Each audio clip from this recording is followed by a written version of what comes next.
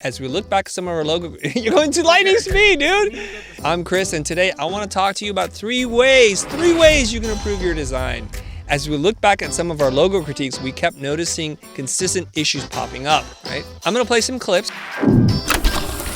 After the clips, we'll do a quick breakdown and talk about how you can avoid these three common mistakes and hopefully improve your design. So here's this logo. This one's coming from Bao Hui Ding Win. It's using, I believe, Futur. It's Trident, and he's got two bars on the top and the bottom.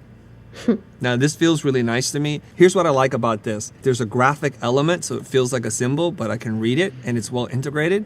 What I don't like about it is where the bars on the top and the bottom of the tride land. The way that you say it is Trident. So I wanted to emphasize one syllable or the other.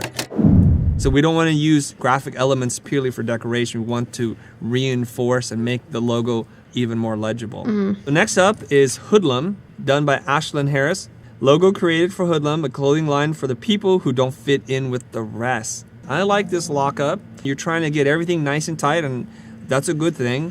Although I don't necessarily love the modifications that you made. I don't like how the L and the U come together, because the way that these sans serif typefaces terminate, it's with a straight line, right? So when you, first of all, put an angle and you kind of follow the curvature of the U, it just makes it look like that letter form is from some other typeface. The other thing is you've kind of cut off the H, basically the bottom of the H, and put a bar across. I like that as a visual element, but you're also making the H very hard to read. Somebody might look at that and see it as a symbol, like some kind of abstract crown or something, and then read it as Hoodlum. So legibility should supersede any kind of decorative element that you do. Next up is from Roberto Ramos.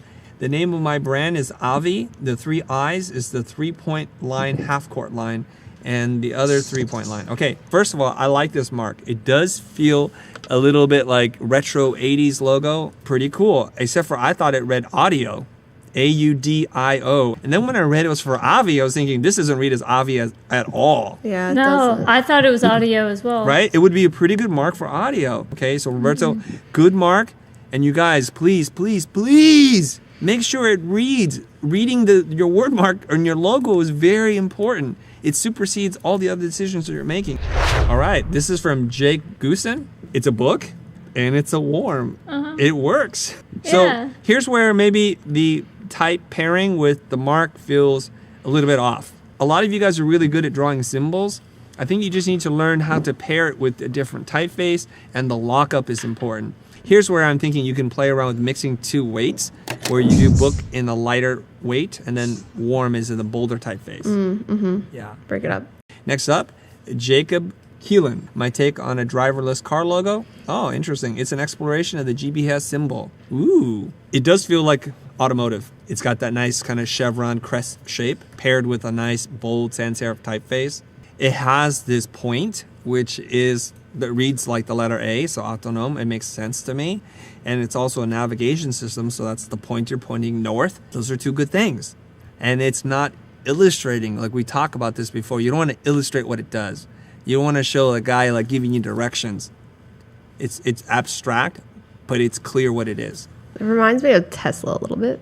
Actually, it reminds me of Star Trek. Everybody's going to be reminded of something here. So the natural thing is to compare always. And designers are like famous for comparing things. This is both good and bad. I like to look at things for what they are, because I always feel like everything's already been done. And as long as there's not a navigation system that looks just like this, I'm good with that. Because, you know, you can't own a triangle. You can't own a square or a trapezoid, because it's for everybody to use. That's true. I wasn't saying it was a bad thing. No, I'm not saying you said I it. know. I'm reacting to like how people always, it's just like compared. that. And then people dismiss it. And then they make something really ugly. Yeah. Okay, so let me share with you the mistakes I saw and how to fix them. Always work in black and white. No colors, no textures. This will make it easier for you to focus on the important aspects of the logo. Things like hierarchy, contrast, and legibility. Legibility, legibility, legibility. Not being able to read the logo, pretty serious mistake. As you design your logo, you are making lots of little decisions, chopping letters, changing fonts, etc. It's easy to get carried away to the point in which the mark becomes really difficult to read. The solution? Always ask, yourself. Is it legible? Does it read well? Legibility should supersede every other consideration. If you remember this, you won't make the mistake of making your logo hard to read. Critiquing is an art. It's not that anybody can just throw out a random comment and think that somebody's going to derive useful information. So when somebody asks you for your opinion, just take a moment to think, to process, and look at something. And try not to react right off the bat. I like to think of it like peeling an onion. Let me explain. 1, I start by simply describing what I'm seeing, just what's clearly there, the typeface, the shapes, the curves, the points, the line weights, etc. No judgments. Then I start to notice how certain things make me feel, and I describe them using phrases like "this feels funny to me" or "I like this." Finally, having peeled back all the layers, I feel the context has been set and I can start sharing ideas for things we can do to improve. Okay, there you have it. 3 common mistakes designers make and how you can avoid them. I hope you enjoyed this video and you feel like you're a better designer than you were 5 minutes ago. Want to submit your logo for a critique?